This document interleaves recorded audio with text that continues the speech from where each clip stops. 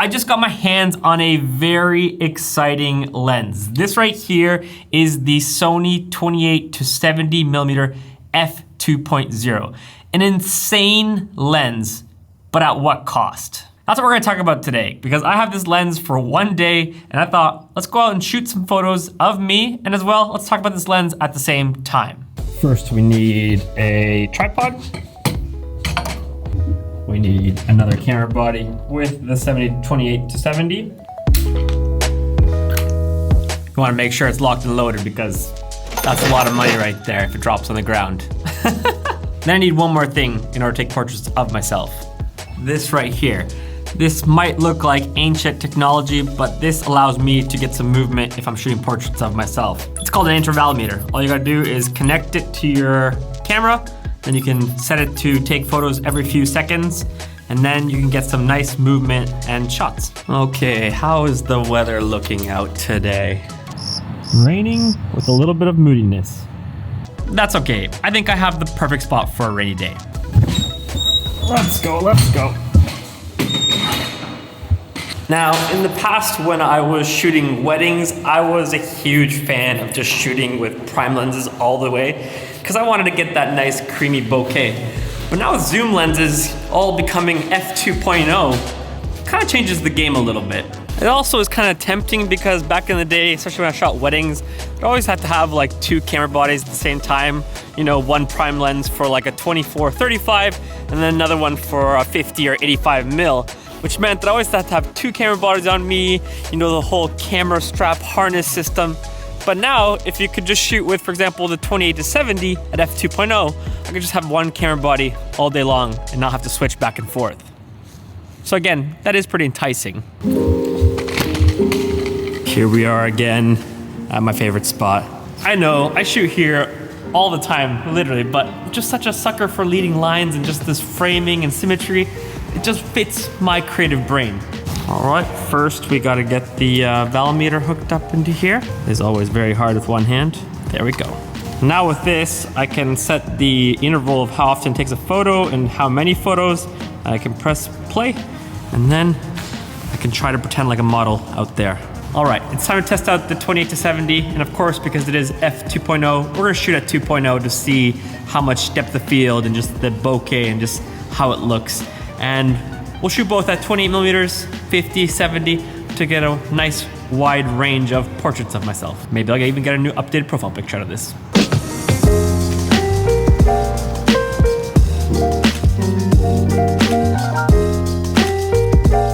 Ooh, look at that. I don't call myself a model, but I look pretty handsome there. All right, I got some nice wide portraits at 28 millimeters, but now I want to get tighter and at 50 and even 70 just to see that depth of field, and as well, just get some nice portraits.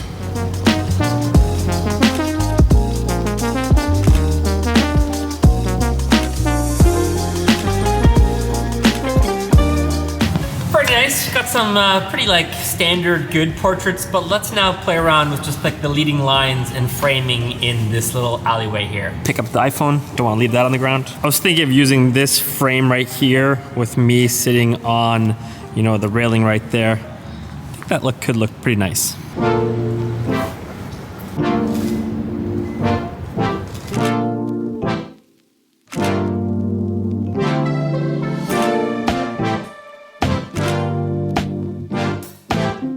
This may be just like a nerd thing that I'm geeking out on, but I love the fact that in these portraits, the lines from the roof lead straight to my head. Gotta love that. Leading lines, got leading lines from over here, up here, all going to me. Now we're gonna get creative and have some fun. I'm thinking of doing this really wide shot with me standing in the middle of that railing. Let's see if I can balance on it, because I don't have the best balance and it might fall down. We'll see how it goes.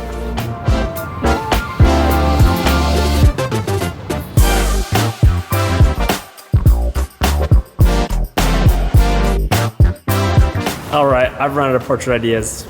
I'm not that good of a model. So let's go back to the office, see what kind of photos we got, and then talk about maybe some of the downsides of a lens like this, because it's not all rosy and peaches. It's raining out there.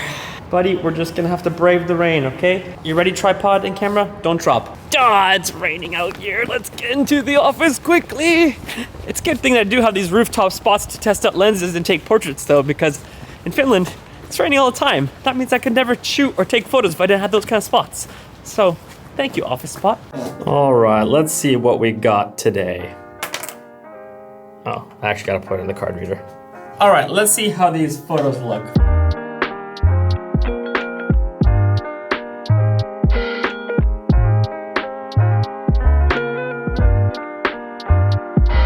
Quickly looking through these photos, the first thing that really came to my mind that impressed me was that in such a short period of time, I was able to get a wide variety of portraits because I could get wide at 28 millimeters and then go to 50 and 70 in order to get those nice portrait shots. Another thing is that even though it was quite low light out there because it was a really dark, moody day, no problem. F2.0, you're definitely getting enough light. And looking at these closer shots, you're getting that nice shallow depth of field and just creamy bokeh in the background. Now, like any lens, you know, I said, does this lens come at a cost? It sounds too good to be true that you're at 28 to 70 with f2.0. And there obviously is downsides, and I think the first thing is that the lens is big. You know, if you compared it to, for example, a prime lens 24 millimeter and then to the 28-70, it's substantially bigger and heavier. So let's say you're shooting a wedding or you're hiking and you have to carry the camera with that lens all day long. It's gonna be heavy. I didn't mind now because it was just on a tripod, so it didn't bother me at all. But that is one downside of this lens. And then the second downside is the price. That lens alone goes around 3,000 US dollars. So you are paying a pretty penny for that lens. Mind you, that lens does cover the bases for a lot of lenses. So if you were to buy, for example, a 28 millimeter, 24 millimeter, a 50 millimeter, and an 85 millimeter to cover your bases, you're probably gonna spend more than $3,000. But for a lot of people, investing in that much money for this lens, it's a lot. So yeah, I'm very interested to hear from you guys, the people who have been mainly prime lens shooters.